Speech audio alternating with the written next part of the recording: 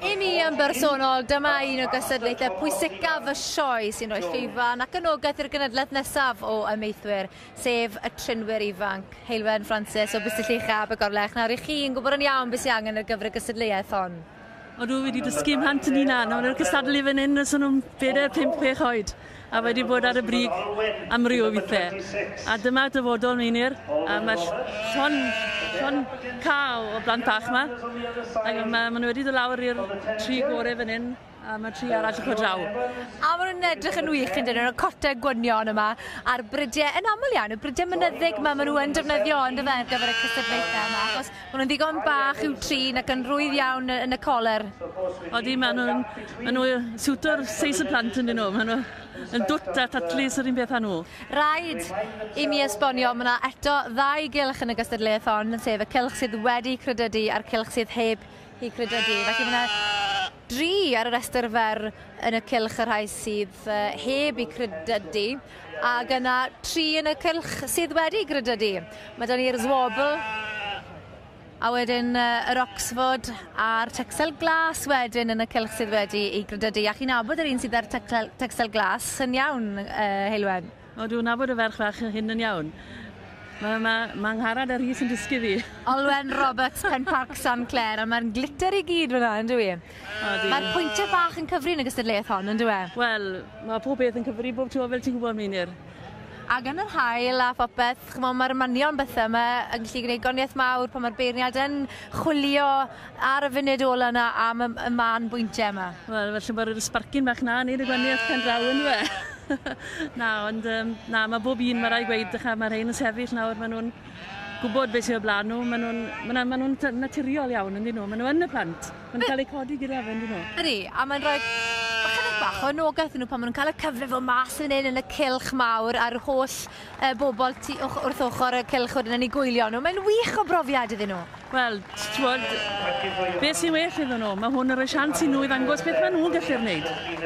A dim beth am mam a dat yn gweithio'n wneud, dala hwnna. A maen nhw'n cael sians fo mewn fan hyn. A fi'n credu dyle'r plant bach mae fo mewn fan hyn bob dydd arall hefyd. Achos maen nhw'n gwybod beth yw trin dafad ag o'n gytre. Maen nhw wrth eu gwaith bob dydd yn helpu mam a dat. Maen nhw yn eich chanol amser wyna. A maen nhw moyn bod yn eich chanol i amser siowan. So beth sy'n bod? Pam na gallwn ni gael nhw mewn fan hyn? Achos maen nhw wedi cael ei arwen a'i dysgu cyn cyrraedd yma.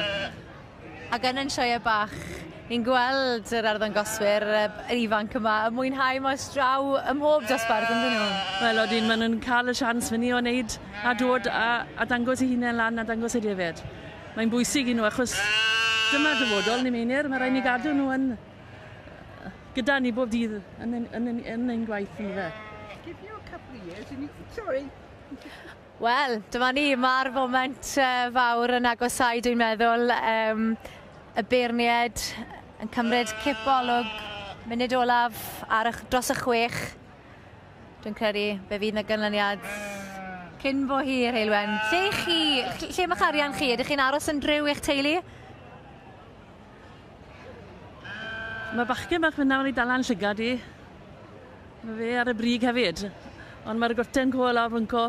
Dwi'n mynd misio pipo ar y beirniad a maen nhw gyd yn neud y gorau yma. Ydyn gleiw, ac yn i weld os mae Olwen Roberts Pen Parc San Clair fydd yn ennill y gystadleuaeth hon nes mlaen. Yng nghystadleuaeth trinwyr ifanc iau ar hyn o bryd, mae yna wych yn yr rhestr fer Heilwen Francis. Lle mae'ch arian chi? Wel, mae bachgen bach da iawn fan hyn a'r ceri gyda fe. A mae'n mynd i Olwen. Wedes i, o'n i'n mynd cael gweir achos mae'n perthyn i fi, a mae'n arad wedi dysgu fi. Eich merch i wedi dysgu fi. Olwen Roberts, Pen Parc San Clair. A mae'n sbarclo gyda'r holl glitter yna. A chyfo beth pob tro mae yn y cylch yn cystadlu. Mae'r rhiban yn ei gwaltu. A'r defed bob amser yn edrych ar ei gorau. Llongyfarchiadau mowr iawn i Olwen Roberts. Ac fe wnawn ni gael gair sydyn iawn fydd i nawr yn cyn gyntaf bydd y gwobrwyon yn ei llaw hi. Y beirniad yn sicr wedi plesio. Ac wrth bod yr Heilwen braf yma, Heilwen, yn gwenu lawr yr cylch, mae'r sparkles yn edrych hyd yn oed yn well yn dwe? Wedi todi, yn bendigedig. Wel, Olwen, llongyfarchiadau mowr iawn i ti. Ti wastad yn edrych mor hardd yn y cylch. Be sy'n mor bwysig yn y gystadleuaeth hon? Rhaid i'r dafad yn edrych yn teidi a chi'n yn edrych ar yr judge bob amser. Mae presenoldeb yn bwysig yn dweud, ti a'r ddafad. Beth yw'r gyfrinach wedyn o ran cael y ddafad yn barod? Sparkles fi'n gweud. Wel, yn sicr mae hon yn sbarclio heddi. Ond faint o waith sydd wedi baratoi yn ni fel y gyfer y sioe? Mae'n para llwyth amser. Fi wedi cymryd llwyth amser i cymryd i wneud y ddafad.